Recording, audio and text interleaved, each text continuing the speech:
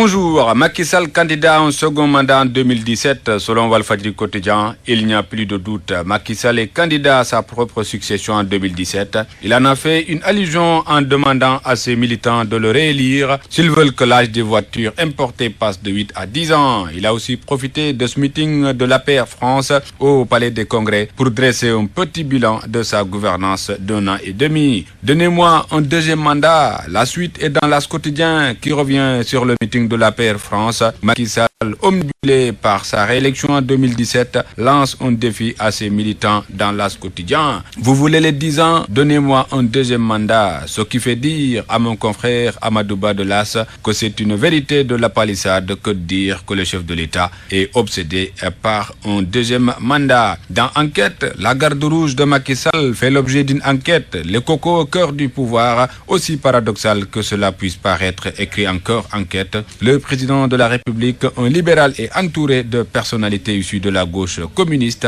trotskiste, maoïste ou marxiste-léniniste. Aminata Touré, Premier ministre. Mahmoud Saleh, directeur de cabinet politique du président de la République. Ava Marie Coll Seck, Amath Dansokho, Mansour Sy, ministre de la fonction publique. Mankeur Ndiaye, ministre des Affaires étrangères. Mary Teuw Niane, entre autres. Ils sont nombreux à avoir été nourris à la sève de la révolution, et si beaucoup ont gelé leur activité ou changé de camp, ils n'en gardent pas moins autant certains réflexes. Dans Vérité du jour, une gauche qui livre ses vérités. Mbaye Diack, leader de l'Union des forces patriotiques émergentes, fracasse le régime dans le journal. Macky Sall ne pensait pas qu'il allait être président de la République. Ce qui s'est passé au King Fahd Palace n'est qu'un épiphénomène. Beno ne peut pas ne pas éclater. Du temps de Wade, se souvient encore Mbaye Diack, des gens occupaient plusieurs logements de fonction, et l'ancien secrétaire général adjoint de la présidence de la République d'ajouter que certains dans l'entourage du président Macky Sall l'insultaient, et certains militants de la gauche aussi ne cherchent qu'à s'enrichir. Mbaye Diack se livre en toute vérité à Vérité du jour ce matin. Libération révèle comment Macky Sall compte maintenant faire face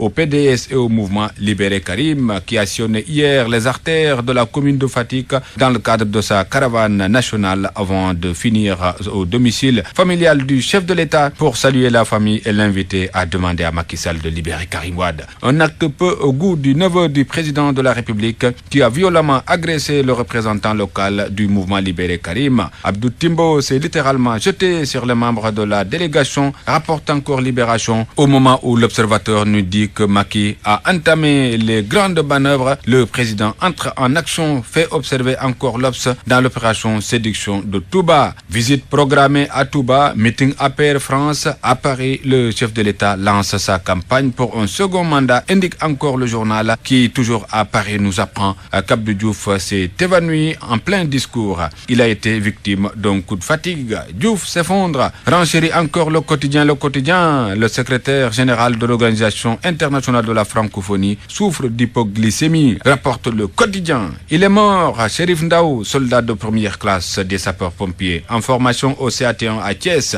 Les causes de l'horrible mort du pompier dans le populaire ce matin. Senghane Diagne de la brigade des sapeurs-pompiers précise que le gosse est mort d'une mort naturelle due à une cardiopathie. Mais la famille soutient le contraire. Le certificat de genre de mort fait état d'une mort violente, rapportent les membres de la famille. Il n'avait qu'une seule dent au moment de son admission à l'hôpital. Il avait les reins brisés, sa vie alors brisée, regrette la famille. 50 personnes lui ont donné des coups violents. Selon Maître Hassan Diomandjaï, interrogé dans le journal Le Populaire. Sommet pour la paix et la sécurité en France, Macky Sall opte pour des forces sous-régionales, annonce le quotidien national Le Soleil. Nous devons nous appuyer sur les forces sous-régionales, déclare le président de la République, repris par le correspondant du quotidien national à Paris. Rewmi Quotidien affiche ce matin le top 50 des personnalités qui ont fait bouger l'année 2013. Grand Place affiche Pape Diouf qui s'excuse car accusé. Les Sénégalais veulent me mettre en mal avec Abdou Guité Seck.